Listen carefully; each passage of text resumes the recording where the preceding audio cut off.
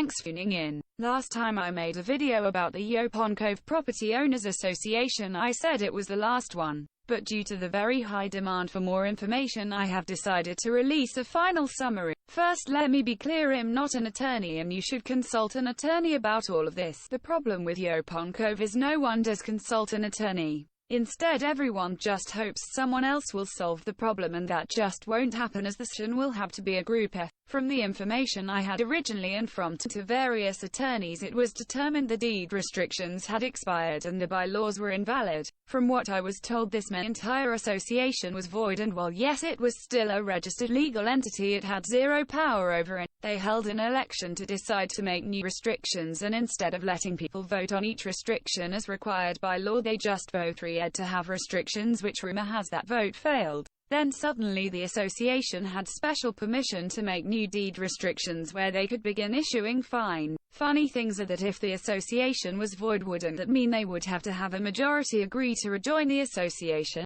That's what one attorney told me. But they made new restrictions without a vote as to what would be in the restrictions and started issuing fines. I've gotten word of many people feeling harassed by the association over trivial things that would likely be considered grandfathered in. This is an extremely short summary, but the point is this. If you want the problem solved, you're going to have to spend the money on an attorney, one that specializes in real estate and isn't from Polk County. I always prefer to contact attorneys in Houston. This is the only way this will ever be solved. Otherwise, if you're not going to act, then you're part of the problem. You cannot complain about a problem that you yourself are unwilling to act on because it might be unpopular with your friends or neighbors. I say this as a reality check, not as a means of pointing fingers or placing blame. I personally spent countless hours doing my research before I released the first video, and nearly 100 people messaged me privately to support me and the information I was handing out. However, people didn't want to be public about it as someone might get offended or they might have to chip in money for an attorney.